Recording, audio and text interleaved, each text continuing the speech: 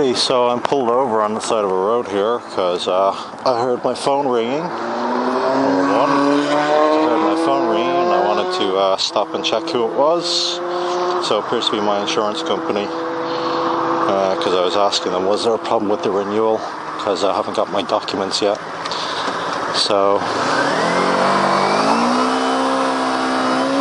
let's get going.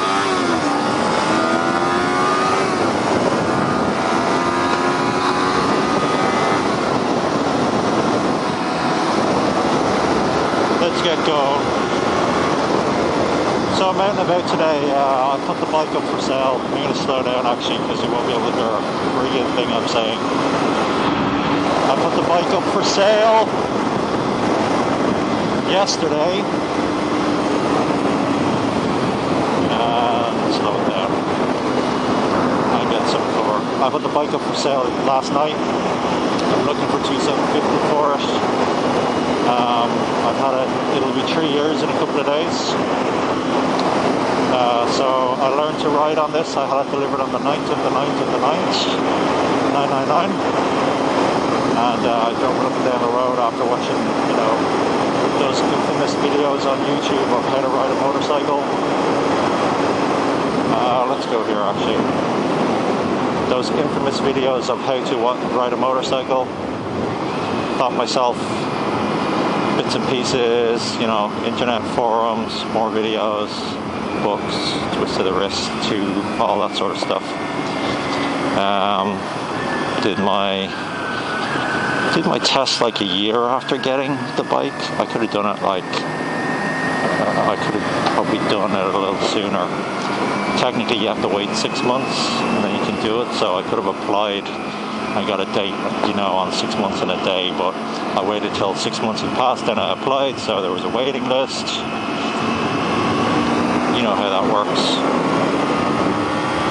So what do I think of this as a first bike? Fan-bloody-tastic.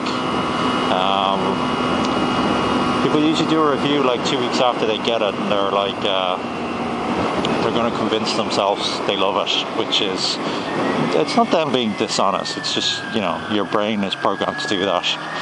There's a TED talk about how happiness is synthesized. You know, you sort of convince yourself you're happy rather than you actually are happy. You can go watch that after this if you like. Which is why I think reviews 2 weeks after someone has bought something or just took it out of the box are pointless. Actually, let's go straight. I'm going to take it easy. So, because I want to talk to you guys.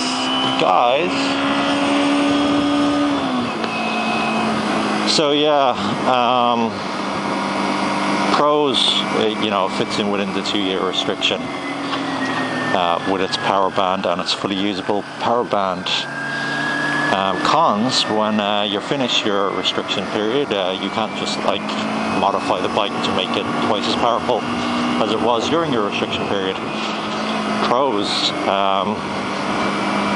it's very friendly, it's very easy, it looks, you know, people who don't know bikes look at it and go, ooh, that must be fast.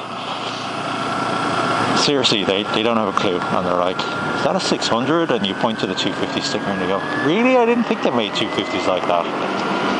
But they still ask how fast they'll go. And if you're in Europe, you know, where everyone drives, you know, your average engine size is a 1.4 petrol or a 1.6 diesel. You know, your average car is putting out 100 brake horsepower between 80 and 140, I guess, for most of them.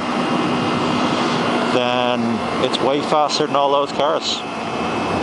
It'll do 0 to 60 in, we'll say 7. You can get just under 7 if you really try hard. But you know, on an average day, you'll easily do 7.1, 7.2, something like that. And most cars around this way will not do 0 to 60 in 7 seconds. Most, like that Polo, that Renault, you're probably closer to 10, 11 seconds. So that's if people really try hard in one of those cars. They use, you know, right up to the red line, and people generally don't do that. I find people who want to get in a race with you at the lights. I found this in the car. My car red lines at 6,250. And most of the cars probably do as well, and they go up to like 4,000. 4,000 is like racing the engine for them. So if you just hold on your gear a little bit longer, you've automatically won the race. Not that I'd be racing people at lights all the time. So you're fast enough. I mean, highway is no problem. You saw me accelerate down the highway at the start of this video, and I was up the ass of people, and I hadn't even got into 6th gear. I mean, the speed limit here is like 120 kilometers an hour, 75 miles an hour for your imperial people, and the bike will do that, and it'll do 10 more easy. Tuck in a little bit, and you know. This thing, I'll be sitting on the motorway and it'll be indicating 140. It's probably closer to 120 when it's saying that. And I'll be like, oh, I need to overtake someone. And in your first few weeks, initially what you think is, oh, I should accelerate more. But at that sort of speed, the accelerator really won't do anything. I'm not saying you can't go faster, I'm saying it won't really do much. It'll do a little. But really what you need to do is get from here to here. And you'll find, all of a sudden, you know, the bike just picks up 20 k's, just like that. And you're like, oh, okay, aerodynamics rule. So, this thing is so nice when it's in the power range. That's the other thing, I mean, it's a bit different from the States to here, because in the States, I think the carbureted version of this bike, the max power and max torque are, you know, within 300 revs of each other. They're both up around 11,000, whereas on this max torque is at 8 and max power is at like 10,750. No, it's actually like 11,250. So you've got this, instead of having like this 300 RPM power band, you've got this like 3,000 RPM power band, and I think that's going to make a huge difference to the American version. Wonder how old she is.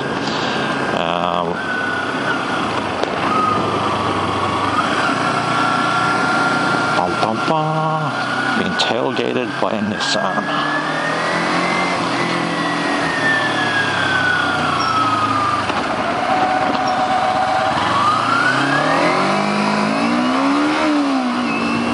As you can see, it's quite maneuverable in sort of city, town, streets, country back roads. It's a dream. There's a few things I don't like about it. As you may know, as well as doing all those learning things, I did crash this bike once. I was actually right here, funny enough. So I was coming up this way and I went, you know, the bike ended up there and I ended up there. So that was fun. So that was because the rear suspension was seized, and I didn't notice this because I didn't do my sort of pre-ride checks that you're supposed to do on all bikes. And you know, I got it repaired. It cost me like $1,500 to repair it, because I kind of stripped the bike down and do bits and pieces and build it back up. So there was a lot of labor costs. I wonder how old this one is. This one's a bit older. You can tell by the elbows. Yeah.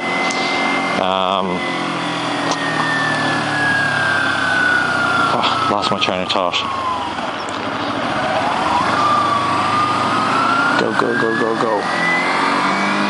So, oh yeah, the reason that happened was due to the, is it called a needle bearing? Anyway, there's some bearing at the bottom of the suspension, you know, where the triangle part is. I don't know. I'm not a mechanic, as you can tell. Anyway, my mechanic, who knows what he's talking about, said this particular kind of bearing is not used very often anymore, because when they get wet, when they get damaged, they tend to seize up. And he said most bikes, most manufacturers do not use it anymore. So they still use it on this. Obviously, they have a bunch of them lying around and they're cheap, so, and it is a cheap bike. So, you know, I kind of wish a few parts were a bit higher spec. Like, I wish there was preload adjustment on the front as well as the rear. I wish the tank was, you know, had a slightly larger capacity and also stuck out a bit more, so your legs were a bit further apart like they would be on pretty much any other bigger bikes. And I wish the paint on the rear sets was a bit more tough, so because I have ridden this thing and the paint is coming off the rear sets. Also, you know, a small drop of a helmet onto the tank, you know, even the paint on the tank is not great. Now, I knew that. Someone pointed out, you know, one of the videos I watched, you know, before you get a bike, they were talking about paint, and they said, look, if you look at a bike and you expect the paint to be anything like the quality of paint you see on most cars, forget it, not going to happen. And from certainly all the things I've seen and read over the years, there's one particular manufacturer whose name may start with a H, who seems to do a much better job on paint than all the rest. That's what I've seen anyway. Maybe those bikes spend longer in the garage, I don't know. There could be a lot of reasons for that, but that's what I've seen. So yeah, I mean, that's sort of the con. Another con with it is probably when it gets hot, like it is now. It's the heat is sort of very randomly distributed, like it's all coming out my left leg at that sort of speed. So my left boot is, you know, going to be quite a sweaty place probably when I get off this bike. And sometimes it's not like that at all.